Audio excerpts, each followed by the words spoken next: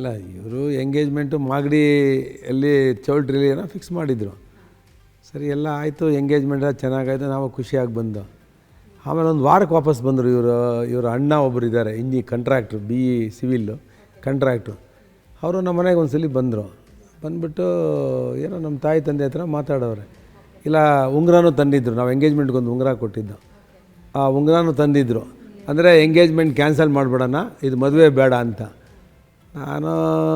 ನನಗೆ ಆಶ್ಚರ್ಯ ಆಯಿತು, ಏನಪ್ಪ ಇದು, ಇನ್ನೂ ಒಂದು ಸಲ ಎಂಗೇಜ್ಮೆಂಟ್ ಕ್ಯಾನ್ಸಲ್, ಬೇರೆ ಕಡೆ ಹೆಣ್ಣು ಕೊಡಲ್ವಲ್ಲ, ಯಾಕೆ ಕ್ಯಾನ್ಸಲ್ ಆಯಿತು, ಏನು ನನ್ನ ಕ್ಯಾರೆಕ್ಟ್ರಾ ಇಲ್ಲ ನನ್ನ ರೌಡಿ ಅಂತ. ನಾನು ಯಾರೇನು ಹೇಳಿದ್ರೂ ಗೊತ್ತಿಲ್ಲ, ಇವ್ರಿಗೇನೋ ನನ್ನ ರೌಡಿ ಅಂತ ಹೇಳ್ಬಿಟ್ಟಿದ್ರು. ಇಲ್ಲ ಏನು ಹೇಳಿರಲಿಲ್ಲ, ನಮ್ಮ ಅಪ್ಪನಿಗೆ ಒಬ್ಬ ಜಾಬಲ್ಲಿರೋರು ಕೊಡಬೇಕು ಅಂತ ಇಷ್ಟ ಆಯಿತು ನಮ್ಮ ತಂದೆಗೆ. ನನಗೇನೋ ಕೆಲಸ ಇರಲಿಲ್ಲ, ಇವನಿಗೇನು ಹಿಂದೆ ಇಲ್ಲ ಮುಂದೆ ಇಲ್ಲ ಅಂದ್ಕೊಂಡು ಇವ್ರು ಏನೋ ಭಾಳ ಭಯ ಪಟ್ಕೊಂಡು ಬಂದಿದ್ರು. ಅದಕ್ಕೆ ಇವತ್ತು ರೇಗಿಸ್ತಾ ಇರ್ತೀನಿ, ನನ್ನ ಶಕ್ತಿನ ನೀವು ಅರ್ಥನೇ ಮಾಡ್ಕೊಂಡಿರಲಿಲ್ಲ.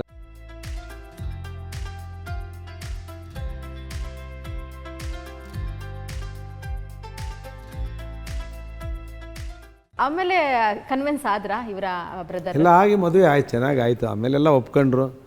ಆಮೇಲೆ ಈಕೆ ಬಂದಮೇಲೆ ಶಿ ಸೆಡ್ ನೋ, ನಾನೇ ಮದುವೆ ಆಗ್ತೀನಿ, ಅವ್ರನ್ನೇ ಮದುವೆ ಆಗ್ತೀನಿ.